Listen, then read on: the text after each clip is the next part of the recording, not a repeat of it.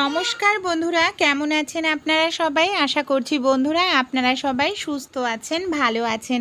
অন্যান্য দিনের মতো আজকেও কিছু ছোট ছোট টিপস শেয়ার করব। আশা করছি টিপসগুলি যদি অ্যাপ্লাই করেন আপনাদের যে প্রত্যেক দিনের কাজগুলো সেই কাজগুলো অনেকটাই সহজ হবে। চলুন আজকে টিপস আমরা দেখে নিই। রুটি করার পর আমাদের তাওয়াটা কিন্তু অনেকটা সময় গরম থাকে বন্ধুরা। আমরা এই গরম তাওয়াটাকে কাজে লাগাতে পারি। অনেক সময় দেখবেন বিস্কুটের কৌটো যদি কোনো কারণে কিছুটা অংশ খোলা থাকে, আমাদের বিস্কুটগুলো নরম হয়ে যায়, এমনকি নেতিয়ে যায়, আর সেই বিস্কুটগুলো খেতে মোটেই ভালো লাগে না। তাই কোনো রকম গ্যাস জ্বালাতে হবে না। কি করছি দেখুন, এইভাবে রুটি করে নিয়েছি। এবার রুটির তাওয়াতে বিস্কুটটাকে দিয়ে দিয়েছি। কয়েক সেকেন্ড পর পর একটুখানি ওলটপালট করে দেব বিস্কুটগুলোকে। তাহলেই এই যে গরমের মধ্যে থাকবে, এর ফলে যে বিস্কুটগুলো একেবারে নেতিয়ে নরম হয়ে গেছিলো সেই বিস্কুটগুলো মুচমুচে হয়ে যাবে। তারপর আমরা কৌটোর মধ্যে ভরে রাখলেই নরম হয়ে যাওয়া বিস্কুটও আবার টাটকা ফ্রেশ বিস্কুটের মতো মুচমুচে হয়ে যাবে, খেতেও ভালো লাগবে। আইডিয়াটি ভালো লাগলে বিস্কুট নরম হয়ে গেলে ট্রাই করে। আমাদের বাড়িতে বাচ্চাদের যে এই ধরনের ইরেজার থাকে, মানে রাবার ব্যবহার করা হয়, দেখা যায় রাবারগুলো মুছতে মুছতে পেন্সিলের দাগ এরকম কালো হয়ে যায়। আর এরকম কালো হয়ে গেলে যে জায়গা মুছতে যায় সেই জায়গা পরিষ্কারের পরিবর্তে আরও বেশি কালো হয়ে যায় বন্ধুরা। তাই আপনারা ছোট্ট একটি কাজ করতে পারেন, খুব সহজেই পরিষ্কার হয়ে যাবে। এখানে দেখুন আমি নিয়ে নিচ্ছি সামান্য পরিমাণ সরিষার তেল। সরিষার তেল কি করব, সরিষার তেলটাকে খুব ভালো করে এইভাবে লাগিয়ে ডলতে থাকবো। এই দেখুন, এইভাবে যদি আমরা ডলতে থাকি, এই যে ইরেজারের মধ্যে পেন্সিলের কালিগুলো একদম আটকে যে কালো হয়ে যায় সেটা খুব সহজেই উঠে যাবে। এই দেখুন, এইভাবে আমাদের একটুখানি ডলে নিতে লাগবে। দেখুন আমার হাতটা একদম কালো হয়ে যাচ্ছে, কিছু সময় ডলে নিলাম। এবার কি করব, একটি কাপড় নিয়ে নেব, কাপড় দিয়ে আমি মুছে নেব। এতে কি হবে, নোংরাটাও উঠে যাবে আর এই যে তেলটা লেগে রয়েছে তেলটাও উঠে যাবে। দেখুন একেবারে কালো হয়ে গেছিল যে ইরেজার, কত সুন্দর পরিষ্কার হয়েছে। ভালো লাগলে আমাদের বাড়িতে যে সবজিগুলো আমরা নিয়ে আসি বন্ধুরা, এই দেখবেন আমরা অনেক সময় কি করি, এই যে সবজিগুলোকে না পলিথিনের মধ্যে রেখে দিই। একদিকে ঠিক, পলিথিনের মধ্যে সবজিটা রাখলে দেখবেন সবজিগুলো টাটকা থাকে, ফ্রেশ থাকে, কিন্তু আরেকটি সমস্যাও হয়। পলিথিনের মধ্যে যখন আমরা সবজিটা গিট দিয়ে রাখি না, সবজির মধ্যে জল জমতে থাকে, এমনকি সবজিগুলো পচতে শুরু করে। কিন্তু পলিথিনের মধ্যেও রাখবো, সবজিটাও টাটকা থাকবে, পচবে না। এর জন্য কি করতে হবে, একটি কাঁটা চামচ নিয়ে নিন, পলিথিনের মধ্যে এইভাবে ছোট ছোট করে অনেকগুলো ছিদ্র করে দিন। এইভাবে যদি ছোট ছোট করে ছিদ্র করেন, আর এইভাবে ছোট ছোট ছিদ্র করার কারণে কি হবে, হাওয়া বাতাসটা ভালোভাবে ঢুকতে পারবে, বেরাতে পারবে, যার কারণে পলিথিনের মধ্যে জল জমবে না, পলিথিনের ভেতরে থাকা সবজিগুলো টাটকাও থাকবে আর পচবেও না। মাংস ধোয়ার পর আমাদের হাত থেকে আষ্টে একটা গন্ধ বের হতে থাকে। বারবার যদি আমরা সাবান দিয়ে হাত ধুই, হাতটাও রুক্ষ শুষ্ক হয়ে যায়। তাই বারবার সাবান দিয়ে হাত ধুতে হবে না, হাতও নরম কোমল থাকবে, আষ্টে গন্ধও চলে যাবে। কি করতে হবে, এই যে চা খাওয়ার পর যে চা পাতাটা আমরা ফেলে দিই সেই চা পাতাটা ফেলবেন না। মাছ কিংবা মাংস ধোয়ার পর খুব ভালো করে এই যে চা পাতাটা দিয়ে আপনারা হাতটা ডলে নিন। এতে আপনাদের হাত দেখবেন নরম কোমল থাকবে, এমনকি আষ্টে দুর্গন্ধ চলে যাবে। এবার আমি ভালো করে জল দিয়ে হাত ধুয়ে নেব। কতটা সুন্দর দেখুন, হাত আমার পরিষ্কার হয়েছে, সেই সঙ্গে কোনো রকম মাছ বা মাংসর আষ্টে গন্ধও বের হবে না, হাতও আপনাদের এরকম নরম কোমল পরিষ্কার থাকবে। কম বেশি প্রত্যেকেই খেয়ে থাকি বন্ধুরা। অনেক সময় দেখা যায় আমরা যে মাছটা বারবার ধুতে থাকি বাজার থেকে জল দিয়ে, সেই মাছের মধ্যে দেখবেন বারবার ধুলেও না একটা লাল একটা হলুদ আষ্টে জল বের হতেই থাকেই দেখুন। আর বারবার কতটা সময় দিয়ে আমাদের অনেকটা সময় লেগে যায়। তাই আপনারা ছোট্ট কাজ করবেন, বাজার থেকে মাছ যখনই আনবেন এটাকে সামান্য পরিমাণ একটু নুন দিয়ে দিন। নুন দিয়ে মাছটাকে আপনারা এইভাবে একটু ডলে নিন। এইভাবে নুন দিয়ে একটু নুন লাগিয়ে নিতে হবে, তাহলে যে আষ্টে জলটা খুব তাড়াতাড়ি দেখবেন বের হয়ে যাবে। এই যে এবার আমি নর্মাল জল দিয়ে ধুয়ে নেব। এই দেখুন নুন দিয়ে ধুয়ে নিয়েছি আমি একবার। এবার কিন্তু কোনো রকম আষ্টে বা নোংরা জল আর বের হচ্ছে না। এতে আমাদের সময়টাও বেঁচে যাবে, তাড়াহুড়োতে খাটনিও কম।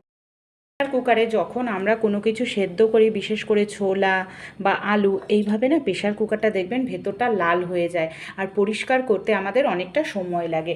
এর জন্য ছোট্ট একটি কাজ আপনারা করতে পারেন। এখানে নিয়ে নিচ্ছি আমি বেশ কিছুটা পরিমাণ আটা, যে আটার রুটি খাই সেই আটা।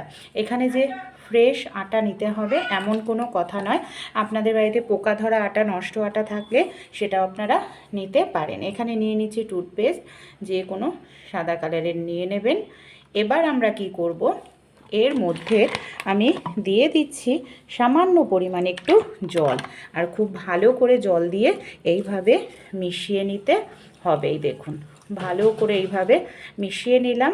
এবার এই মিশ্রণটা প্রেসার কুকারের মধ্যে দিয়ে দিলাম। এবার নর্মাল একটি স্কচব্রাইট দিয়ে প্রেসার কুকারটাকে এইভাবে কিছু সময় একটুখানি ঘষে নিলেই পরিষ্কার হয়ে যাবে। কিছু সময়ের জন্য একটু ঘষে নেব। প্রেসার কুকারটাকে আমি দেখুন বাইরে ভেতরে খুব ভালো করে এইভাবে ঘষে নিয়েছি। চলুন জল দিয়ে ধুয়ে দেখাই। ভালো করে জল দিয়ে ধুয়ে নিয়েছি, দেখুন কতটা সুন্দর পরিষ্কার হয়েছে। ভালো লাগলে আপনারাও ট্রাই করে।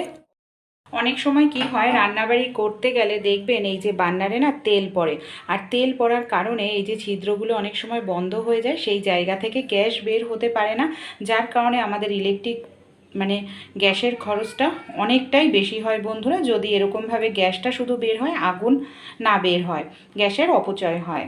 এর জন্য এখানে একটি পাত্রের মধ্যে আমি জল নিয়েছি, হালকা গরম জল নিয়ে নিয়েছি। জলের মধ্যে 1 চামচ পরিমাণ মতো নুন, 1 চামচ খাবার সোডা দিয়ে দিলাম। এইভাবে ভালো করে মিশিয়ে নিতে হবে। তারপর এই বার্নারটাকে 10 থেকে 15 মিনিটের জন্য রেখে দেব। কোনো রকম মাজা ঘষা কিচ্ছু করার প্রয়োজন নেই। খাবার সোডা বা নুনের কারণেই যত ছিদ্র বন্ধ আছে খুব সহজেই খুলে যাবে।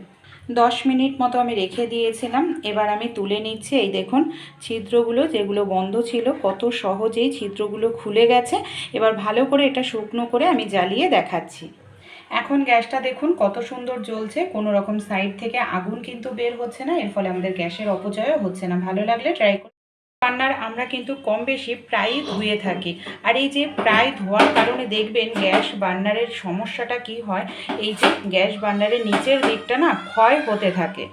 কারণ যেহেতু এটা ধাতুর জিনিস বা তাই এতে জল বারবার লাগলে ক্ষয় হতে থাকে। তাই আমাদের নিয়ে নিতে হবে এখানে বন্ধুরা নারিকেল তেল। আমি এখানে একটি কাপড় নিয়ে নিচ্ছি। কাপড়ের মধ্যে কি করব, সামান্য পরিমাণ একটু নারিকেল তেল নিয়ে নেব। এই দেখুন সামান্য নারকেল তেল নিয়ে বার্নারে এইভাবে গোল করে ঘুরিয়ে নারকেল তেলটা লাগিয়ে দেব। এইভাবে বার্নারে আমি গোল করে ঘুরিয়ে নারকেল তেলটা দেখুন লাগিয়ে দিলাম। এই যে, আর এইভাবে আপনারাও মাঝে মাঝে নারকেল তেল লাগাবেন, তাহলে দেখবেন বার্নারটা অনেক দিন ভালো থাকবে, সহজে নষ্ট। আমরা কম বেশি প্রত্যেকেই খাই, বাচ্চাদেরকেও দিয়ে থাকি। অনেক সময় আমাদের বাড়িতে কোনো জুসার থাকে না, আর বাচ্চাদেরকে দেখা যায় কেটে দিলেও বাচ্চারা খেতে চায় না। তাই কোনো রকম জুসার যদি না থাকে এই কাজটি করুন।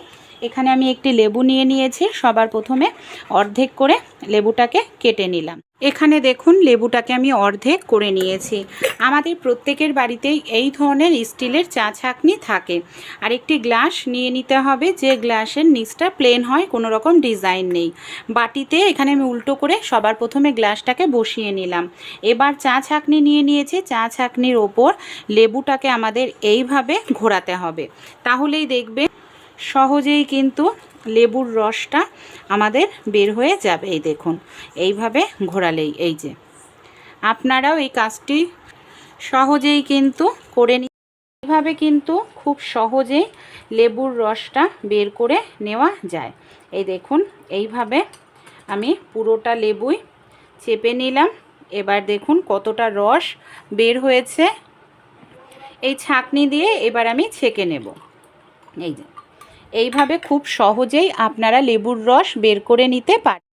রান্না করতে গিয়ে কি গ্যাস শেষ হয়ে গেছে, চিন্তা করতে হবে না বন্ধুরা। হাতের কাছে একটি পেন রেখে দিন, দেখবেন গ্যাস শেষ হলেও সমস্যা সমাধান হয়ে যাবে পেনের সাহায্যে।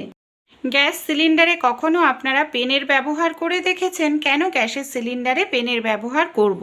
রান্না করতে করতে অনেক সময় দেখা যায় আমাদের গ্যাস শেষ হয়ে যায়, তখন আমাদের নতুন গ্যাসের সিলিন্ডার আবার ওভেনের সঙ্গে সেট করতে লাগে। কিন্তু সমস্যাটা কি হয় গ্যাসের সিলিন্ডারের এই ক্যাপটি খোলা নিয়ে? অনেক সময় দড়ি ধরে টানাটানি করতে লাগে, শক্তি প্রেসারের প্রয়োজন পড়ে। বাড়িতে যদি বয়স্ক মারা থাকে তাদের জন্য এই কাজটি খুবই কষ্টকর হয়ে পড়ে। তা আমাদের বাড়িতে প্রত্যেকেরই পেন থাকেই। পেনের এই ক্যাপটিকে খুলে নিন। এখানে আমাদের পেনের ক্যাপের প্রয়োজন হবে।